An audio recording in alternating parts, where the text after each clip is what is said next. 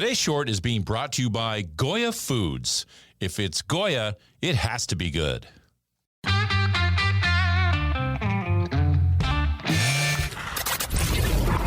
Your daily game plan for success. It's Sachs in the Morning. Steve Sachs. Hi, Steve Sachs here with Sachs in the Morning. This is going to be a great week because we get to talk about Hispanic Heritage Month, which we are, trudging along through. We're about halfway through that. Hispanic Heritage Month goes from September 15th to October the 15th. And we're going to talk about some of the great things that has gone on in the Hispanic community for the day today. So we've got a lot of fun things to talk about, but I wanted to talk a little bit about a man that has really changed it all around as far as the Hispanic community getting its notoriety, something it very much deserved. But every year, millions of Americans honor National Hispanic Heritage Month, September 15 to October 15. Among other events, they celebrate the arrival of 86 Latino sailors and 3 small ships that landed more than 500 years ago in the Americas. Now, these sailors from Spain and Portugal, led by Christopher Columbus, of course, across the Atlantic and landed at one of the natural ports of the Caribbean islands. Their landing marked a new era of exploration in the history of the world. The inspiration for the National Hispanic Month celebration can be credited to a San Antonio West Side native, Colonel Gil Coronado. In 1968, President Lyndon B. Johnson first issued an annual proclamation designating the week, including September 15 and 16, as National Heritage Week. Colonel Gil Coronado initiated Public Law 142, which established National Hispanic Heritage Month on September 13, 1988, at a White House ceremony.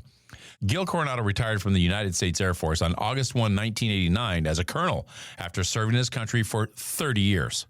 He is a vivid example of the American dream. Gil Coronado enlisted in the U.S. Air Force at the age of 16, and his life story reads like a novel. He was a recipient of such awards as the 1982 European Commander of the Year and a 1984 inductee into the U.S. Army Officer Candidate School Hall of Fame. President Ronald Reagan described Colonel Coronado as a stout defender of the Hispanic heritage. From December of 1992 to December of 1993, he served on the presidential transition team at the Pentagon. And in 94, Gil Coronado was appointed by the president and confirmed by the U.S. Senate to serve as the 9th director of the United States Selective Service System, the position he held until his retirement in May of 2000. So the National Hispanic Month is really meaningful to showcase the diversity, the rich diversity of more than 60 million Latinos. This is now the largest ethnic minority in the United States. And these celebrations reveal a whole bunch of different cultural traditions. There's distinctions between Latinos in their histories and their immigration status and Spanish dialects and their food and music and religion. It's really something to behold. And this is why I think you guys ought to get out and celebrate it.